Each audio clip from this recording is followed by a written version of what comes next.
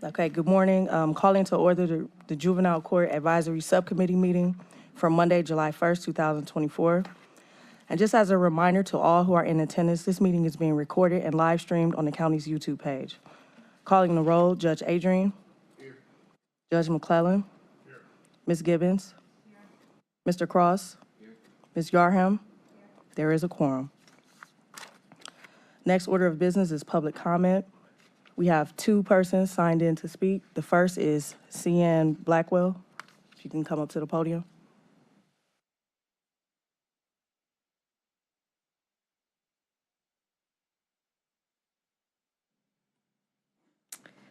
Thank you, members of the Juvenile Court Advisory Subcommittee. My name is Cian Blackwell, and I'm the Youth Justice Policy Associate at the Children's Law Center.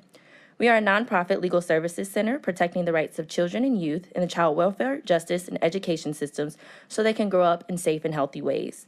We achieve this mission through direct legal assistance, policy reform, and community education. I am based in Cleveland, and I work statewide to improve how young people are served by the juvenile and adult legal systems.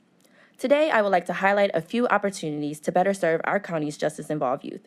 I'm confident members of this committee share the belief that youth safety and well-being is vital to our county's overall health and wellness. Supporting children's healthy development must also include a commitment to preventing youth from entering the justice system and from going into the deepest ends of that system. A recently published series on Cleveland.com titled Delinquent, Our System, Our Kids featured 30 stories of life inside Cuyahoga County's juvenile justice system through the eyes of the kids who have experienced it firsthand. These stories highlighted the many ways that Cuyahoga County is an outlier in this state. Our county consistently leads the state in the number of youths detained pending trial, the number of youths committed to the state's youth prison system, and the number of youths transferred to the adult court system. Moreover, over 2/3 of youth in Cuyahoga County's juvenile justice system have had prior child welfare involvement, meaning they already experienced abuse, neglect, or significant trauma. Recently, the governor created a special work group on juvenile justice to conduct a thorough, holistic review and issue recommendations for improvement to address the pervasive problems plaguing Ohio's justice-involved youth. Our county should likewise commit to conducting a thorough examination of Cuyahoga County's juvenile court and detention center to ensure children are safe and have access to appropriate education and trauma-informed behavioral health and other supports. Our county must also be committed to ensuring that no child faces this system and these potential consequences without competent, qualified, and robust defense counsel. A report released by the Wren Collective in December 2023 has raised serious concerns about our juvenile court's indigent defense system and the quality of representation provided to this vulnerable population. A recent review of the juvenile court's assigned counsel list revealed that at least 41 attorneys that are unqualified may have been representing kids. We also need to do more to keep our young people from even entering the justice system by investing in more prevention efforts like Juvenile Detention Alternatives Initiative and the Early Intervention and Diversion Center. These system efforts strive to prevent youth from going deeper into the system. I would like to commend our juvenile court for its work to expand diversion and include stakeholders in alternatives to detention initiatives. I would also like to commend the county and thank the county for creating this subcommittee. We have a unique opportunity to assess and improve in these areas. I urge this subcommittee to engage with a diverse group of stakeholders, to encourage system collaboration, identify priorities for urgent improvement, and to invest in relational supports that foster connection, healing, and restorative experiences for our young people. Investing in the success of our justice-involved youth not only helps their successful growth into adulthood, but also bolsters our community at large. Thank you for your time. And next is Ginger Van Wagner. Good morning. My name is Ginger Van Wagenen, and I'm a member of Greater Cleveland Congregations, a collection of about 30 religious, faith-based organizations who band together seeking social justice. And I just wanted to review briefly my understanding of the genesis of this committee. Last fall, the county executive, in his proposed budget, transferred some money from the court's assigned counsel budget to the public defenders so that the public defender for the juvenile court could hire more lawyers.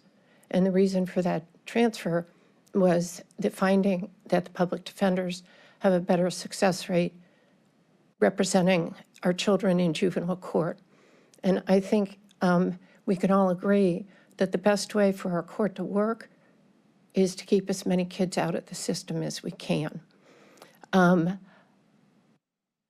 that the council ultimately returned that money to the juvenile court for assigned counsel, but now without a lot of discussion and conclusion that that aspect of the court should be investigated, should be delved into, shall we say.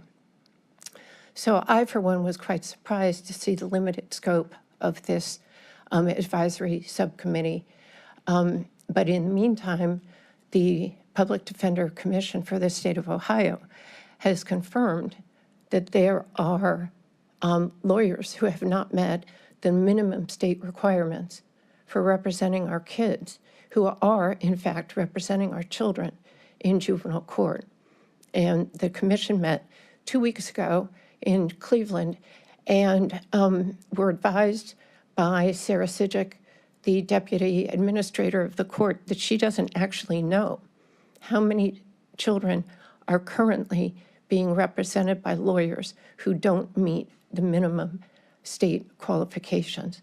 So I hope you'll see within your scope to look at some of the issues regarding quality of legal representation for our children, because the programming doesn't really matter if they shouldn't have been there in the first place. Thank you.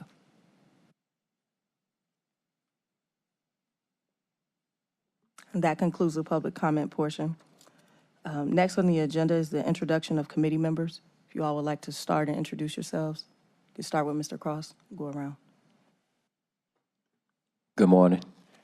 My name is Marvin Cross. I'm a retired Cleveland police officer, and I'm current executive officer for Village North Randall Police Department. And I grew up in the inner city, and I have a concern about what's going on with our youth. And all I can do is just do the best I can with the other committee members to see what we can do to enhance whatever the problem is.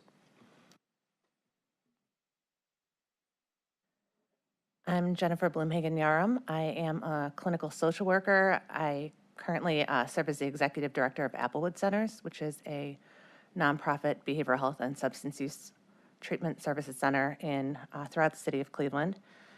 And I have been working in behavioral health in Cleveland for 23 years, everything from school to community and residential treatment. And we partner with the courts to provide diversion, therapeutic services, as well as some higher-end crisis services. Good morning. I'm Bridget Gibbons. I'm Deputy Court Administrator with Cuyahoga County Juvenile Court. I came into the courts by way as an in-home therapist, so majority of my time was doing in-home community-based counseling with families with a family-centered treatment approach. In my time at the court, then I was promoted to a supervisor of the in-home therapist and then director of programming. And today, as a deputy court administrator, I oversee our IT department, our programming and training and quality assurance, so the data analysis of the court, looking at programs, their effectiveness. I oversee the development of programs, quality assurance in diversion, probation, to reentry, any court contracted programs, detention center. I do also oversee the detention center. And I look forward to meeting with you all to find ways to improve outcomes for youth that are involved with the youth justice system. Good morning, I'm Rob McClelland. I am a former common pleas court judge in the general division, that's civil and criminal. The folks decided to retire me, the voters, in 2020.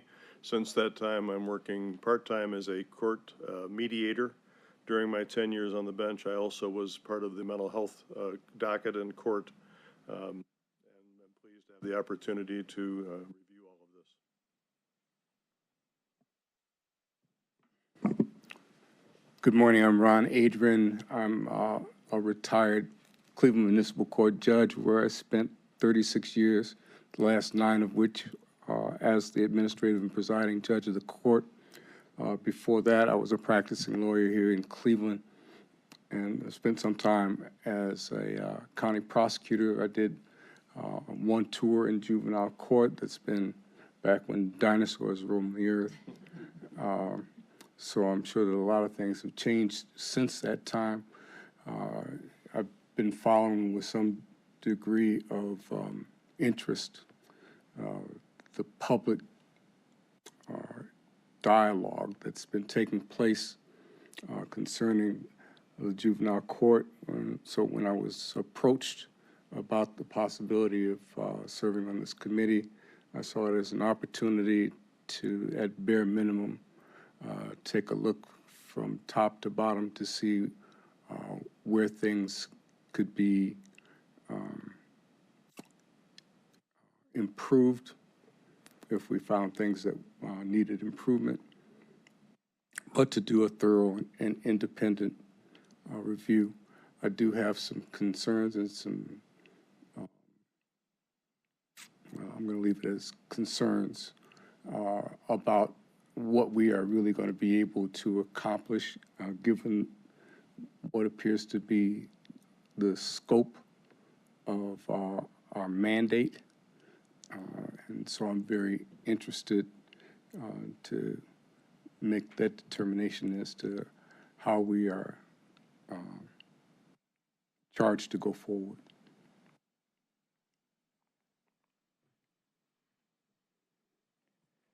Good morning, committee members. My name is Trevor Mackler. I work for the county council staff. I've had the privilege to work with some of you on the Charter Review Commission and others. So I want to say first, thank you for volunteering your time.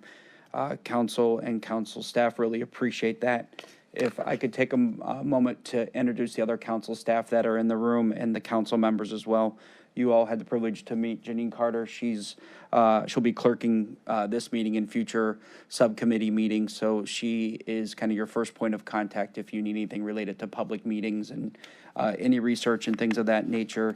I think all of you have my email as well, and we'll make sure we'll circulate everybody's email. But Joe Nani is our chief of staff. He's in the back of the room. He's available as well. Next to him is Devin Gianetti, who is our communications specialist for the county council. She's the one that's been emailing you the Cleveland.com series and their review of the juvenile court. We also have some members from the administration. If you want to introduce Rachel as well. Chris? Good morning. Thank you for serving. Chris Alvarado, Director of Regional Collaboration. Rachel Mancuso, Fellow to the Special Counsel to the County Executive.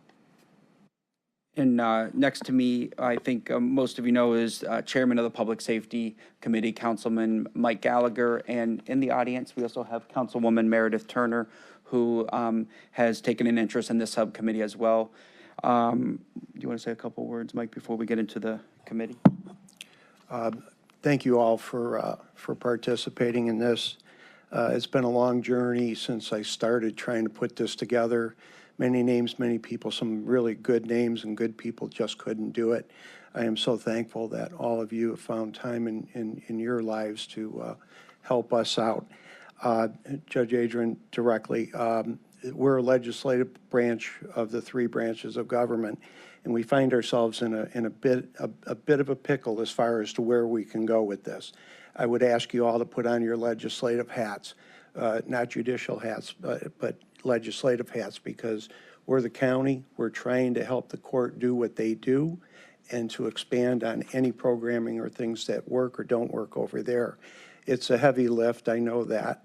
I think there are things that we can do, but from my perspective, I think it's better that we have a group like yourselves tear it apart, bring it down and put it back together and tell us what you think that as legislators we can provide to the court.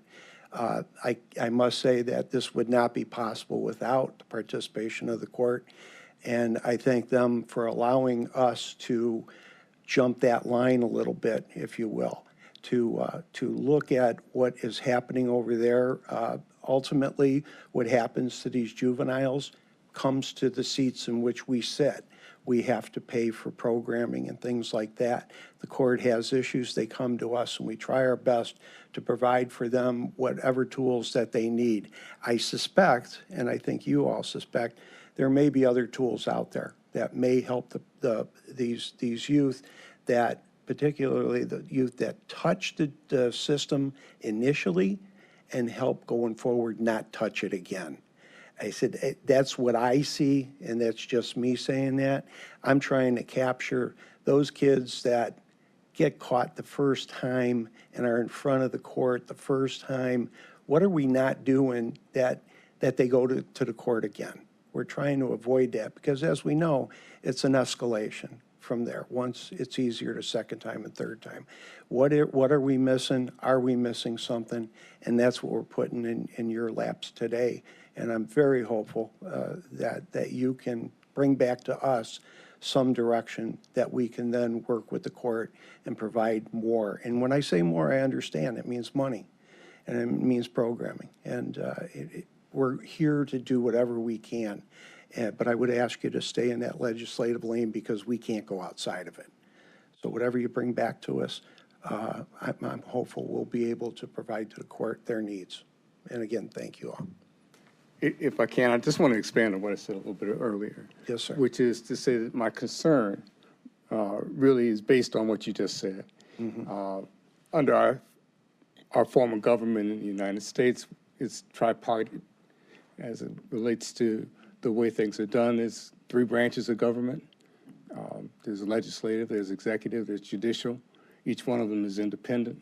So the formation of this committee in some respects is an outlier because at best, as an administrative, or I should say as an advisory body, we can say whatever we want to the judicial branch, and they can say to us, basically, thank you very much for sharing. So I need to have some idea, as you were putting this together, as it relates to what commitments you have from the juvenile court to deal with the recommendations that come from this committee, and how broad is our mandate as it relates to what we can look at and what we are prohibited from looking at. Understanding that under any circumstance, at the end of the day, the final call will be with regard to the 6 judges of the juvenile court. But it would be good to know how open the judges of the court have made it known that they are prepared to work with the county as it relates to whatever we come up with. Well, and when I spoke to each and every one of you, I took you through the troubles that we had that ended up creating this. And the young lady mentioned the money that was transferred from the executive from the court, and it turned into quite a mess. It was the executive branch stepping on the toes of the judicial branch, not telling the legislative branch, and it blew up. And we don't want that. We do not want that. What we have told people, and I know a hot button issue is bindovers. If we have a problem with bindovers, go to Columbus. That's the law. We're not here to change the law. We don't have the authority to do it. If we could, maybe we would. I don't know, but we don't. So what I'm trying to get through here, and I know it's a thin line that you don't really want to go over, is what can we do to help the juvenile court with these children within the purview of our authority as legislators, and what can they do with what we give them? I think Ms. Gibbons will be very valuable in helping this committee with that. And where you go, I can't restrict that, but I would just emphasize, if you gave us mandate or gave us opinions on what you think should be done on things outside our purview, we won't be able to consider them. That's why I said I would hope you put your legislative hats on, because we're just here to help. We're here to provide to the court what you are looking at that you think maybe that isn't being done, that they can do. I don't know that. I don't know the future. I don't know what has been done in the past. We're just trying to emphasize what's going on now, tear it apart, put it back together and tell us a better path if you find it.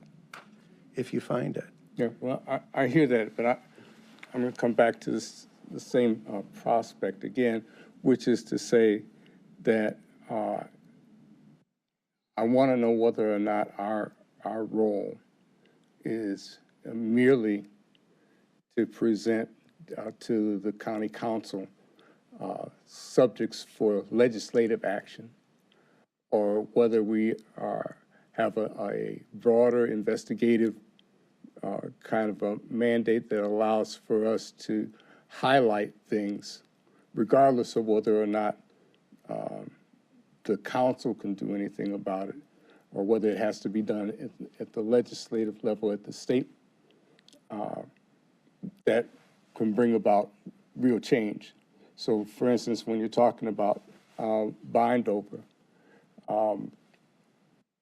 from what I've been able to read in some of the materials we've been provided already, there are a lot of different ways to handle bind over under the law as it's currently constituted. They're handled quite differently in most other places in the state than they're handled here in Cuyahoga County. Same thing is true with regard to assignment of counsel. And so, if we're taking a look at those kinds of things, we may not be able to tell the juvenile court that this is what you need to do, but we can certainly highlight what apparently has already been highlighted by others, but add our voice to the fact that there may be some need to change in order to get better outcomes for the children that we serve. Right. I don't know if there's a problem with reviewing everything that the juvenile court does, but again, the four corners of what we're asking you to provide to us is what are you going to tell us as far as what they're doing now within our purview, within the legislative branch, what we provide to them. And again, that really basically comes down with money. We can't tell the court what to do or how to do it. We don't want them to tell us what to do and how to do it, which is why we have those lines that you really don't want to go over. If the committee wishes to delve into other areas, that's up to the committee. I would just emphasize, I wish you would provide us with something that we can do.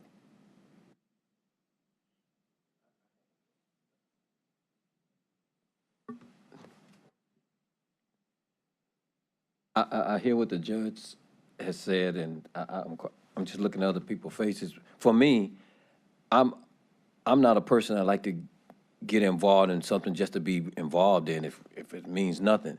My question is, are the judges, are they amenable to us coming in and maybe do some suggestions? Because what I'm hearing is it's like a, for lack of better words, everybody in a pissing contest.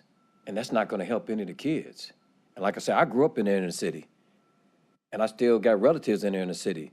So we can set up and battle. And like this is my 43rd year in law enforcement. We can battle all day about who got whatever. But are they amenable to us making some valid recommendations? And maybe even we have to sit down with them at some point. If they're not, I'm being honest, I'm not wasting my time. Well, I got to be honest with you. I have not heard from the judges that they're not amenable to speaking with this committee or working with this committee. From my understanding, and Ms. Gibbons can help me out here, from my discussions with Judge O'Malley, is that the court is willing and open to recommendations from this committee to this council, because this council has to go back to the judges with solutions or added solutions to what we're doing now. Because I think we can all agree what's being done now isn't getting it done. And I don't know where the fall down is. I don't necessarily know if it's the courts. I don't know if it's us not providing to the court what they need. I don't know, is it the programming? Does that have to be beefed up? We don't know. And that's why I'm going to rely on you. If you want to delve. And if there's pushback, I'm going to hear about it, and I'm certain you'll hear about it, and then we can discuss it at that time. But right now, this would be as if I went over to Judge O'Malley and sat down and said, what do we need to do here? I don't think that's appropriate. I think I need other vision to go to Judge O'Malley and the other judges. We had a presentation on, and I didn't know anything. I'm not a lawyer, even though I worked in the courts for many years. I didn't know anything on bindovers. I didn't know what it was until we got a tutorial from Judge Kilbane, I believe it was. Judge Jennifer O'Malley. Judge O'Malley. You need to hear that. You need to hear that presentation, because I wasn't getting the full story of what the court does and how it does it and what they're dealing with. One thing I will caution, that in the state of Ohio, apples are not always apples. Franklin County, Hamilton County, Cuyahoga County are not sister counties. We have unique issues here that don't necessarily transfer to the other big counties. But I would hope that this committee is going to talk to those counties to see what they're doing and who they're dealing with and how they're dealing with it and what programming there works and what doesn't work. I'm asking you to do a lot.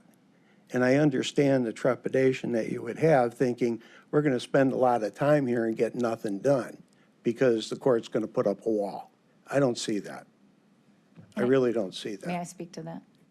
Pardon? May I speak to that? Yes, please. I don't believe that I would be sitting here if there wasn't a level of transparency the court was committed to. Our court has absolutely been open. We've opened our doors. I think Ms. Durbin has been a reflection of that. I don't believe that our court is afraid to hide from the good, the bad, and the ugly. We've been accountable to community members. You know, I think we have quarterly meetings with some of the folks that are sitting in the audience today, where they come in and they give us very specific feedback regarding areas of potentially growth, areas of progress. They also provide some realities for us that, you know, we are accountable to. I think all 6 of our judges are absolutely, I believe, have demonstrated accountability and openness to hear feedback from community members and from this committee. So I am hopeful about this. I'm looking forward to working on some solutions. I do believe I would not be sitting here if our judges did not want to be accountable to this committee. So I do appreciate you elevating that, and I think in time we will be able to show that we try our best to be a transparent, open court to community members. So I am looking forward to us working on some solutions here, and I do think some of these issues are complex. I think that I'm the right person from the court to speak about programming, but maybe not the right person to speak about some issues, and I'm not afraid to defer to some of my colleagues that might be better able to represent some of those issues. But as far as, you know, taking a look at root causes and addressing some of those systemic changes that I think that we can do, I believe that we are committed to doing that. If I can just say also, you know, one of the things that we got in the materials that were sent to us suggested that the juvenile court has over 100 programs that it has in place for children.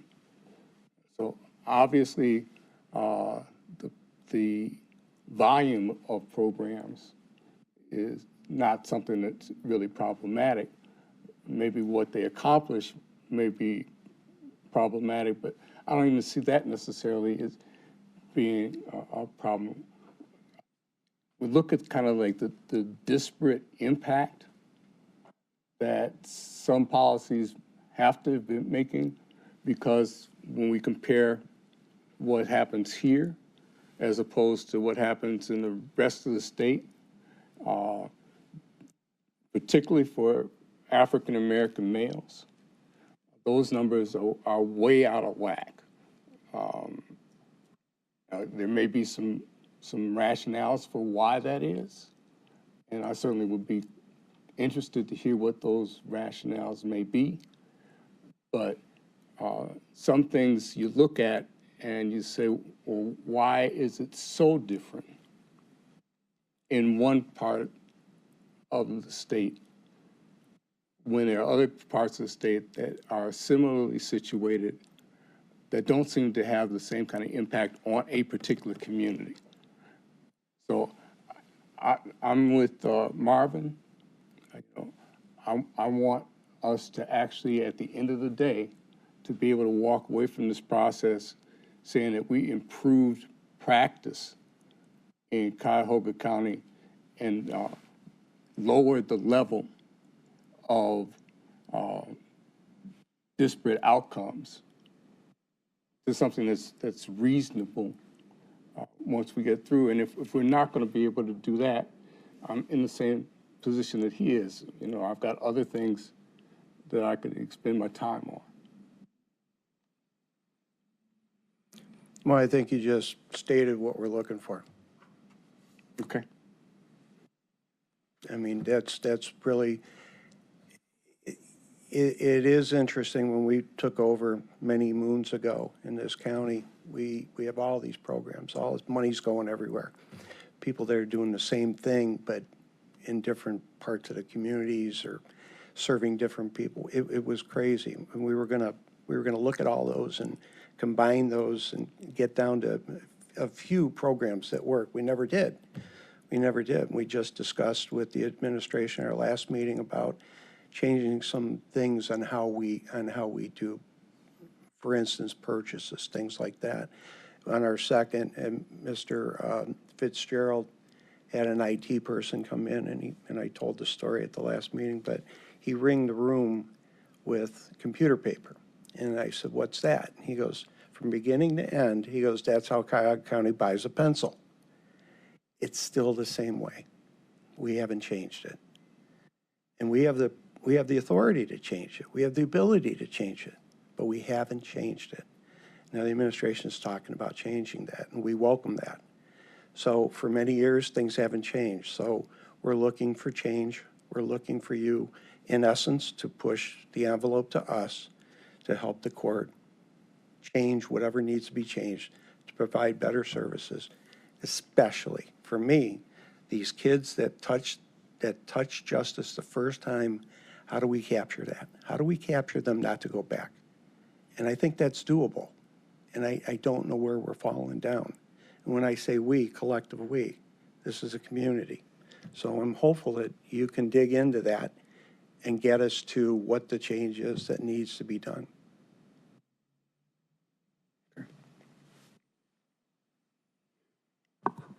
Thank you. Judge, if I can add to that too, you do have a copy of the letter from the Council President Pernell Jones Jr.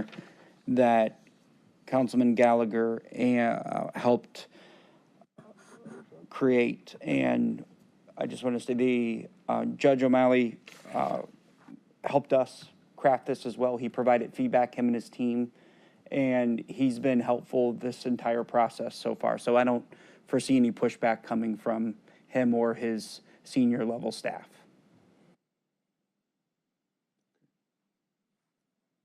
So, right, and right, we haven't even discussed, talking with the county prosecutor, who I know Councilman Mike Gallagher has had conversations about this subcommittee as well. I think that's another individual we're going to have to discuss. You guys are going to have to talk to him and his team, as well as the public defender. They're aware of this as well. We talked to the public defender's office as well when this was being set up.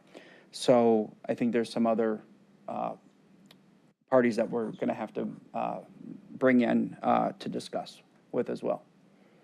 I think one of the things that we're going to have to do initially is to really circumscribe the scope of this committee's work, because obviously looking at we've got 6 months, as I understand it, till December 31st to produce a work product for you. And in that period of time, taking a serious look at 100 programs doesn't seem to be the best use of our time. So trying to decide those specific areas where we really can make a deep dive into issues that may be presented and come up with specific recommendations that can be presented to the legislative branch as to how it can positively impact the work of either programs or how it funds the court in certain kinds of ways seems to be something that we need to be about. The timeline, it was arbitrary. We had to come up with a number, so we just came up with it. That can always be extended. As far as deep diving into this, I anticipate one or all of you might want to go down to Franklin County or Hamilton County and talk with those people or bring them up here. We'll help you with that.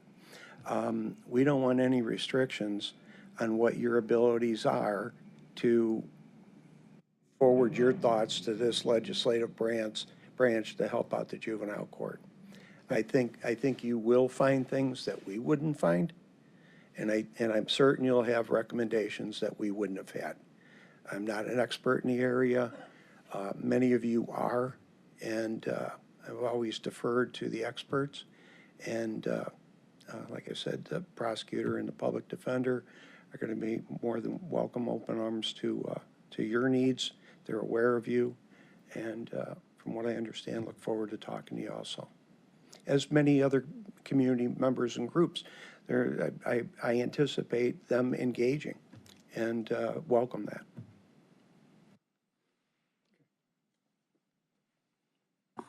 So committee members, I think we touched upon item 6 on the agenda, explanation and purpose of subcommittee, and I think we can see where the committee itself might need to redefine a little bit of the purpose as the group continues your work. So I don't think we need to get into any more discussion right now on agenda 6. So if we can get to item 7, election of officers. If one of you are willing to nominate somebody to be chair and another to be vice chair, and you would have to vote on that. And then the chair kind of would take over running the meeting from this point on. Be happy to nominate Judge Adrian to be the chair of the committee. Oh, God. Okay. We got a motion and a second. Any discussion? See, that's what happens when you open your big mouth. I would ask you, Judge Adrian, if you're willing, but I don't think you have a choice there. So all in favor? Against? Congratulations, Judge. Yeah. Is there a vice chair?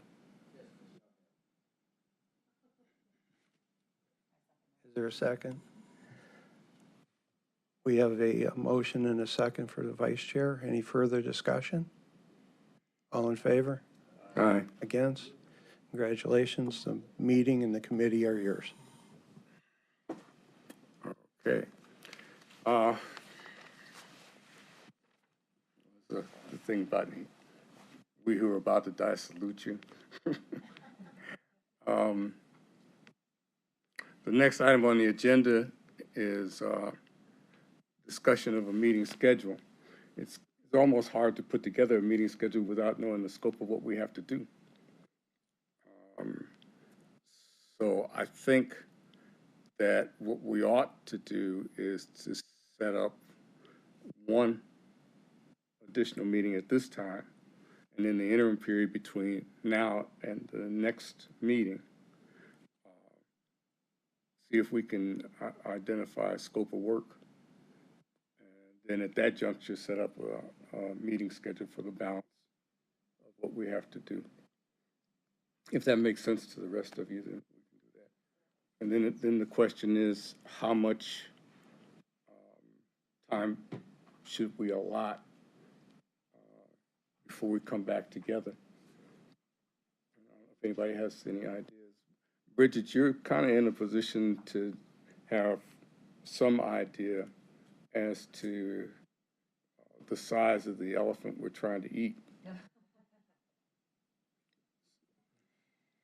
I mean, I think we were just told, 6 months was sort of something that was thrown out there, and that's not anything that we're hard pressed to have to stick to, because I definitely feel like 6 months is probably pretty limited regarding the size of, I think, what we're going to talk about. I do think there, for those, I think our committee, it'd probably be helpful to do just an overview of what, if we're talking about the court, that's one piece of it, but we're talking about, the root causes that drive youth into the youth justice system. And if we're talking about racial disparities, things of that nature, those are much more complicated issues. And I would agree that programming itself is not the only answer.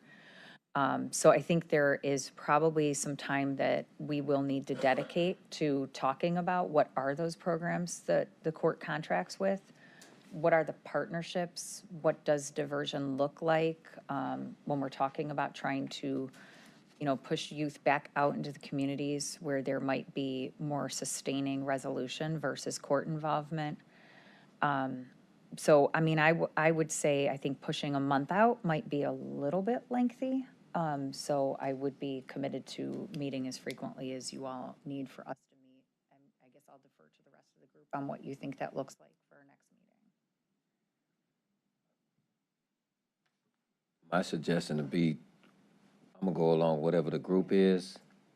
I really have to get educated a little bit more. I mean, I'm knowledgeable in a lot of areas, but some of the things that I'm hearing, I'm really not that knowledgeable of, but I'll defer to our committee members that I can learn anything that I can that'll help. I really think a month is not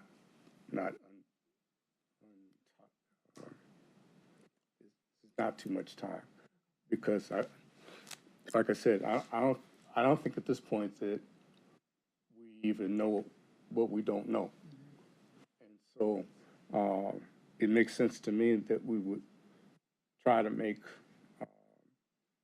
or gather as much information as we possibly can before we sit down and try to see what makes sense as far as the schedule is concerned. And again, I think we have the whole problem of trying to pull together a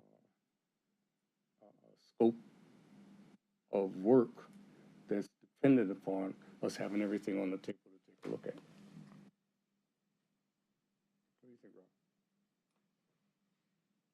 I think it makes sense on that month recommendation. I think the one thing I'd like to know is sort of a starting point, because my practice did not involve juvenile court. I think I had 1 or 2 bindovers in the 10 years I was on the bench, and they were mandatory bindovers. So I'd like to know a lot more about the whole process of what happens when a young person hits the door at juvenile court, the process that goes on from there. We had an assignment of counsel system in the Common Pleas Court in our General Division for Criminal that had a requirement of meeting certain qualifications, and that was registered. They were taken care of by one of the administrative officials at the court. You didn't get assigned to a certain kind of case unless you had a certain level of expertise. So I don't know if there's something similar to that, analogous to that. I'd like to know kind of the moving parts, because then it gives us an idea what we want to look at. Excuse me, Judge McClellan, I'm sorry. Can you speak more into the microphone? Oh, I'm sorry. I usually am not accused of being too quiet. So I was saying that, there's things I'm familiar with at the common pleas level within the general division. I don't have the nuts and bolts of how things happen at juvenile court, what happens when a young person hits the door of that court system. How they get there in the first place is something outside the realm of the court, I believe.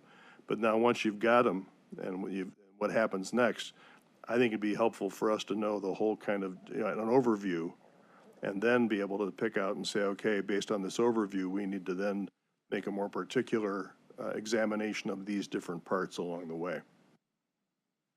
The other thing I was going to say to you, Bridget, is that, I don't want us to get so far in the weeds with regard to either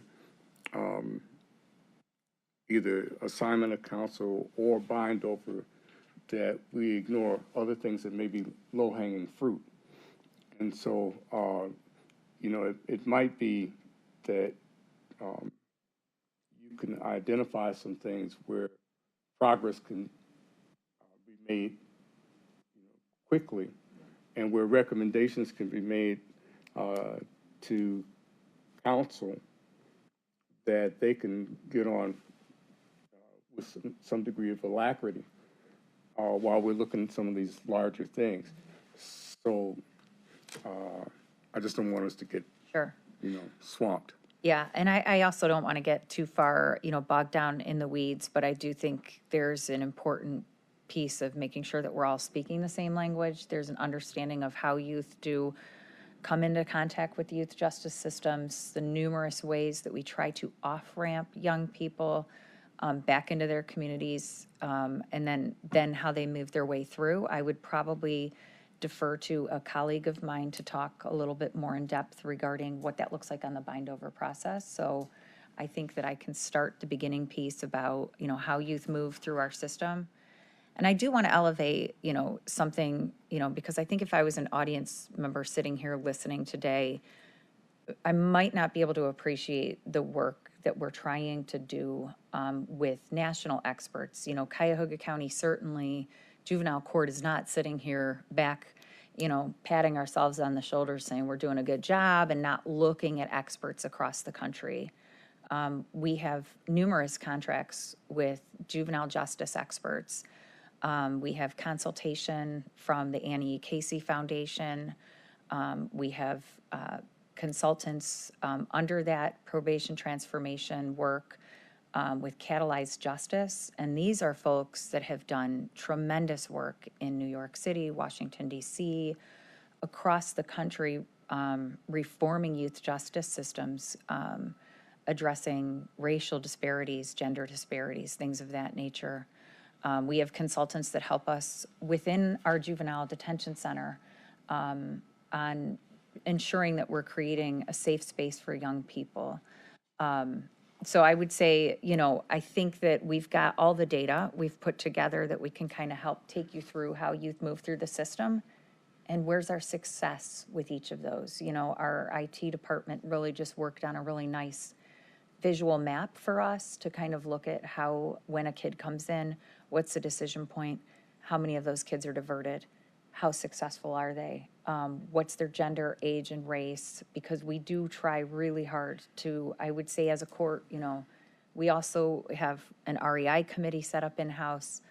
We have a contract with the Equius group to take a look at, our internal practices and make sure that we have some foundational understanding of how implicit bias in the decision-making can sometimes, and does, in fact, hurt young children of color. We do not shy away from talking about race at the court and looking at it at every data point.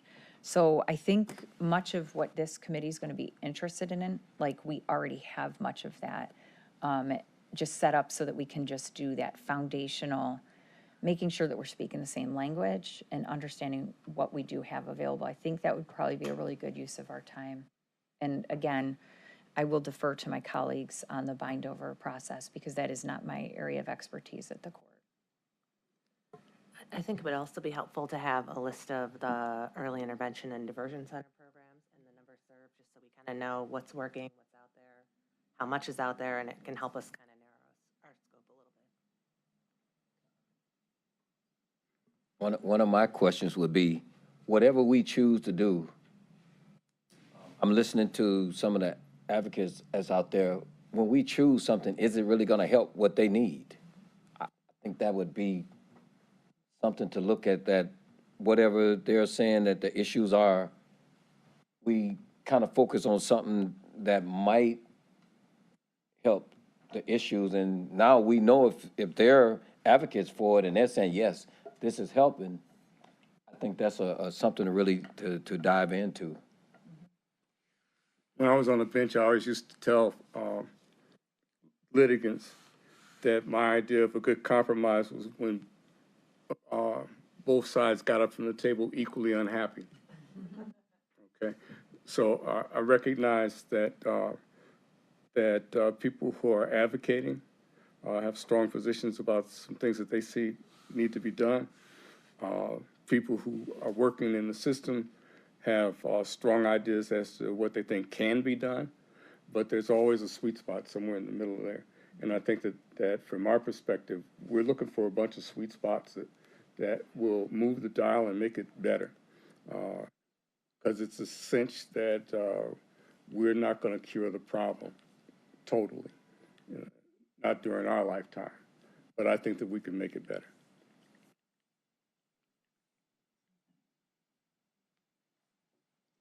Okay, I had some things that I had thought about, and I think I sent them to you guys. And I just would like to talk a little bit about it, and maybe I can get some guidance from staff. To what degree are we bound by, and when I say bound by, I don't necessarily mean that in a negative way. I just want to know what the parameters are of the sunshine laws.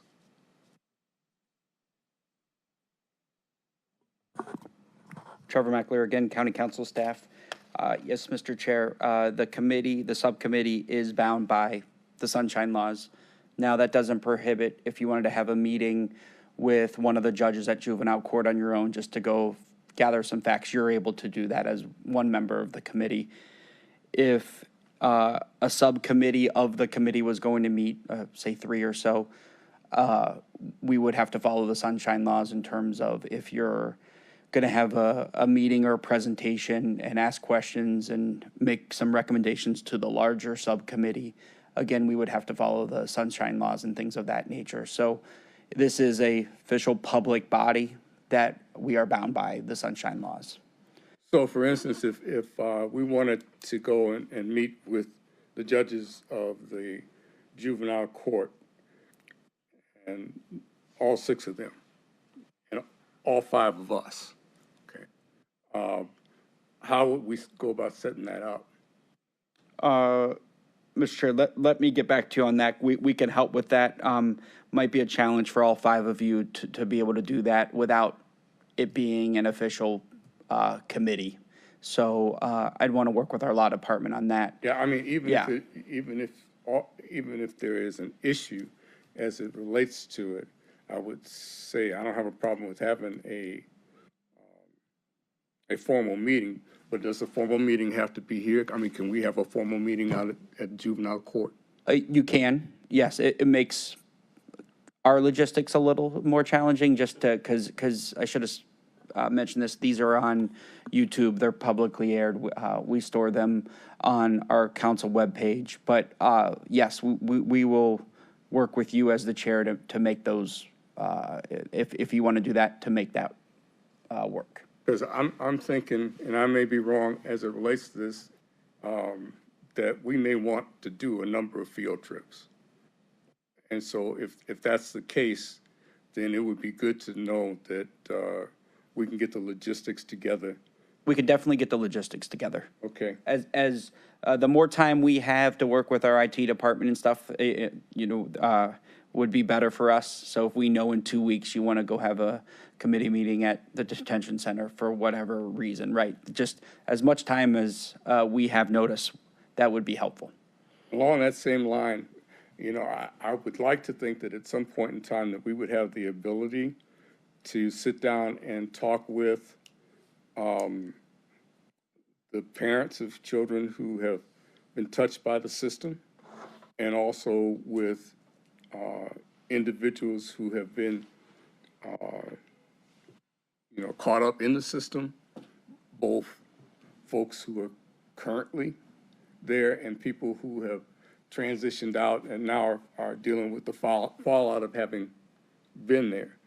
So, I mean, those are the kind of things that I'm saying I think that we probably want to try, at least I want to try, to see happen. And so you can go ahead and put the IT department on notice. Yes. All right. Thanks, Mr. Chair. I appreciate that. Would that apply if you did it by Zoom? also? Yes, we're able to have people join via Zoom too. If you do join via Zoom, if one of you five join via Zoom, you just can't vote, but you can certainly ask questions and participate in the meeting. But we would need voting members to be present.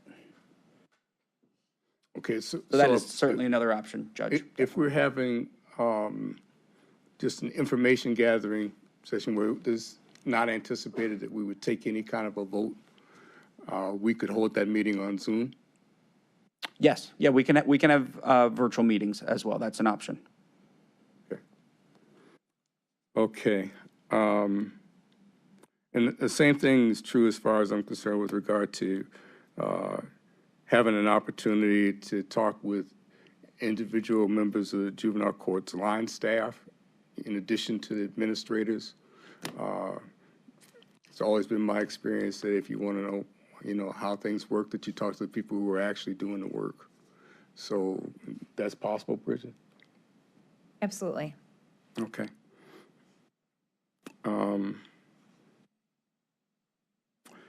Also, as we get deeper into this, I'd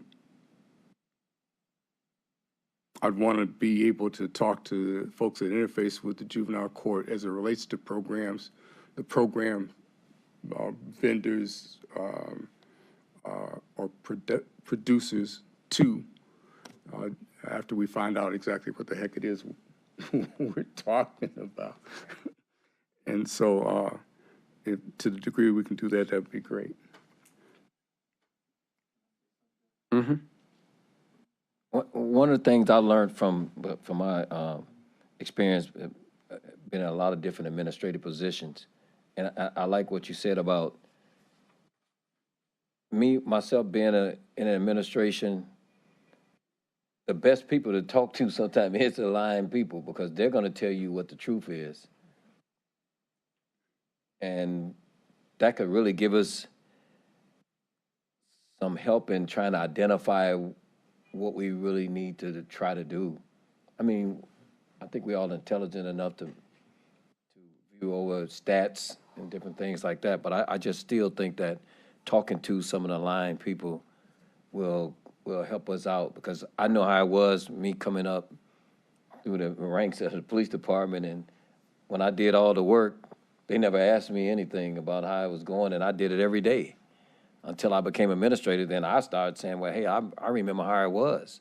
So I started asking the people, hey, what do you think? At the end of the day, you know who's going to make the decision. It's the top people. But if you don't ask, I just think it's a positive, and it's not a negative. It's not saying anybody's weak or anybody has more power. I just think if we're going to work at this, needs to be a whole team and community problem. So we need to work as a team and community. I think that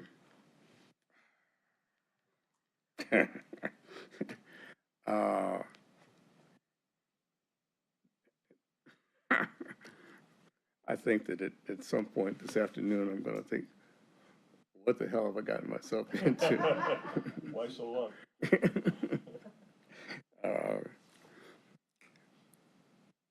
I think it's important that we put together a scope of work document, and to that point,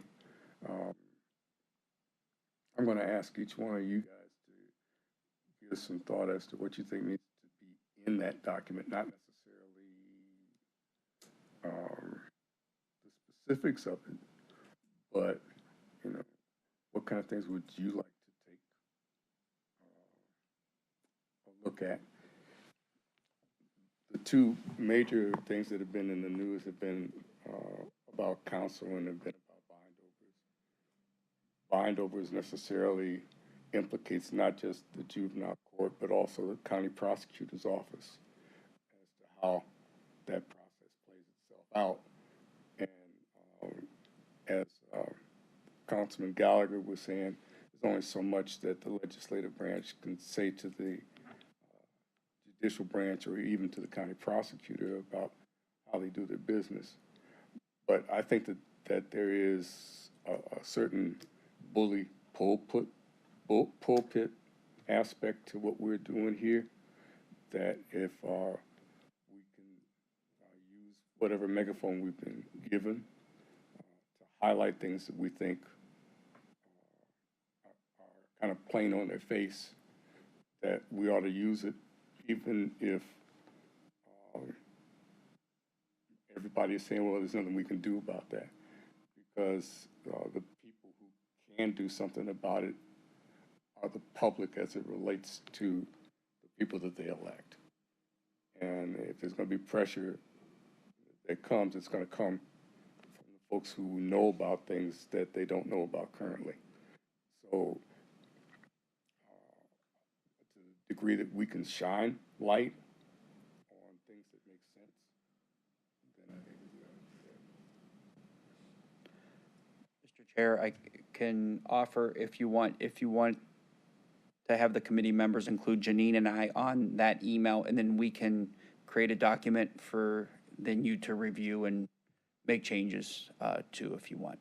yeah, because I'm a total Luddite, so having somebody who knows a little something about tech, Make it a little easier for you. so much easier. We'll figure out how it is, and then you can correct me when I'm wrong. I take direction pretty well.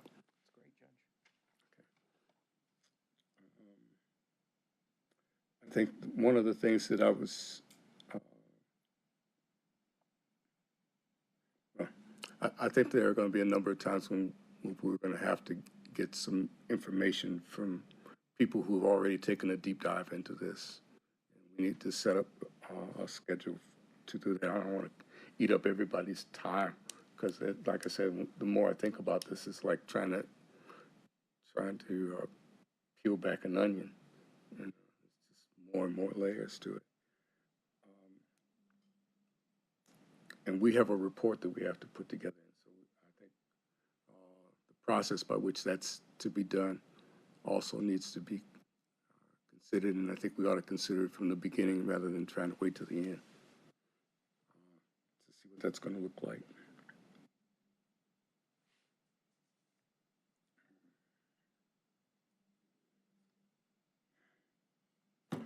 Okay. Well, that's all I got. Anything else from anybody else? Well, when do you want to have us kind of nail down the scope? And what are the thoughts about how we get our tutorial, about how the system works down there, just the overview? I mean, so we do something in the next month. I mean, I think of things like, these two may overlap, the probation department and the services provided.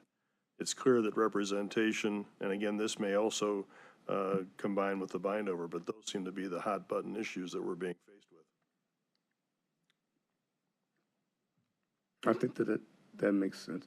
I think the first order of business really is to kind of decide when's the next time that we want to meet, and then are there going to be any interim meetings that we need to have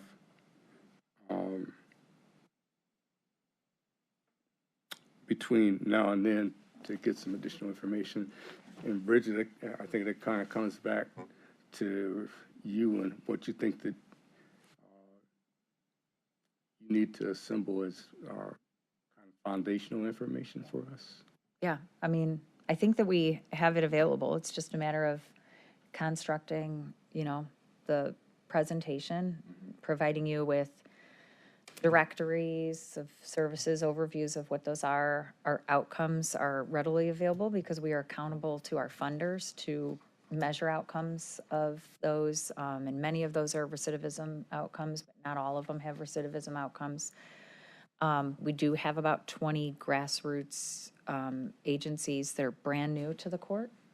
So I don't think we're far enough along with those programs that we can provide outcomes for those, but we can give you an overview of, work they're doing. So, I mean, you tell me a date and I will come prepared with a presentation. Then if you put together any other thoughts or concerns that you want to know more about, I'd be prepared to provide that to you whenever you would like. Just give me a date. Okay. Well, let's get a date for the next general meeting first. A month from now would be like the 29th.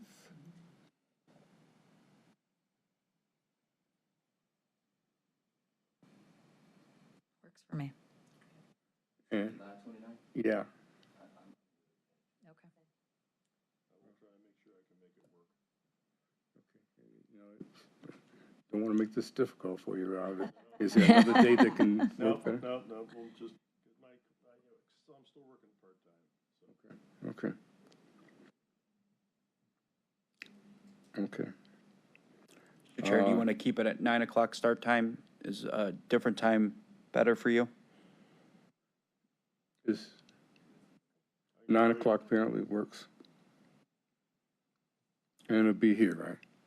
Not in this room, but necessarily. I think we'll keep it in this room, just so we're not switching rooms. If more people from the public come, if more individuals from juvenile court, other entities come, we'll keep it in this room. Okay.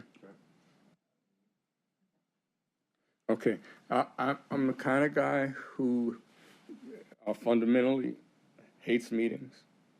And this looks like it's going to generate a whole lot of them, and I don't know how we can avoid it. But if we're going to have meetings, can we kind of agree informally that we'll try to keep them to an hour and a half at the max? There's an old saying that says the brain can't absorb any more than the rear end can. So after an hour, I think that everybody starts to drift. Okay, so let's, and if we find that we can't get it done in that kind of a time frame, then we can revisit it.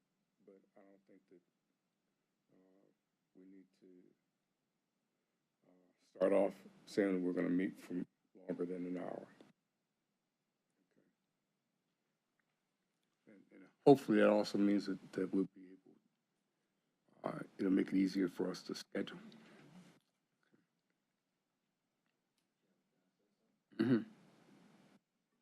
Myself personally, I look at the group and I see that this not a political thing. It's just trying to get something done. And so I feel honored to be working with this group. And I do feel that we will be able to accomplish something. Now, like you said, we're not going to solve everything. That's not going to happen. Being realistic, but I do feel that we can get something accomplished. And I might be wrong in this, but I think I know a few people on the panel. A lot of people, we know a lot of people around the city, been involved in it. And when you have a relationship with people, sometimes that helps because they know you're not coming in with an agenda. And I think we might be able to get a couple of things accomplished across the spectrum because they know we're not coming in with an agenda of trying to usurp somebody else. That's just my feeling. That I think that we have a good enough group up here, people with a lot of skill sets and relationships that I think we can get something done. That's just my opinion. Okay. Thank you. Anything else for the good of the order? What do we need to be doing in the next month? I'm going to wait and get, I said, Bridget said that she needed a date, I guess. Oh, so are we doing that meeting between, are the foundational, like, intro to programming and the process in between this and our 29th meeting? Or are we just going to go into that on the 29th? What do you think? My preference is to go into it on the 29th. All right, Okay. perfect. Like I said, you know, I'm not about creating extra meetings if I can Love avoid it. it. Let's see if we can, what we can do on the 29th. If we find out that overwhelms us, then we can set up another one. Okay. Anything else, Rob? Mr. Chair, did you want to have an internal deadline for each board member to submit a couple bullet points of a scope of work that you referenced, maybe within a week, 2 weeks, just so then we can have something for the committee at that July 29th meeting? 2 weeks would be good. Okay.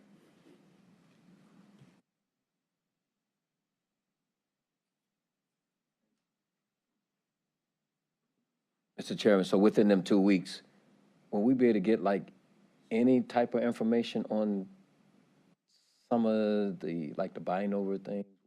Will we be able to get any kind of information on that? I mean, I suppose anything that you ask for that we can provide in the meantime, we'd be happy to provide you with the information. Okay, thank you.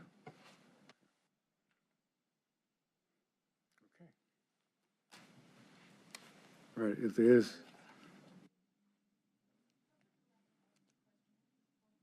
that possible?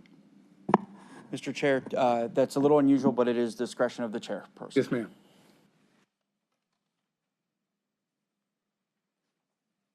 Thank you for tolerating me. My question is this: if there is information that I have or other community advocates have that we think would be helpful, is there a way to present it to this committee? I have a lot of information, as you might guess, but I'm thinking specifically of the Wren Collective's report on the juvenile court, the Marshall Project Cleveland's report. There was a seminar done on the adolescent brain that is incredibly helpful in understanding youth and criminality. And it might be helpful if those of us who've already collected a lot of this information had an avenue to get it to somebody who could then decide whether to circulate it among the committee. Thank you. You're welcome. Mr. Chair, if I can respond to that. Yes, would you please email Janine Carter, our clerk? She will get everything out to the committee members. And committee members, if there's any of the reports that you would want a paper copy of or whatever, just let us know. We can mail it out to you before, if it's, 200 pages and hard to read on a screen, just let us know. We'll get it on a binder for you and get it out to you. Very good. Okay.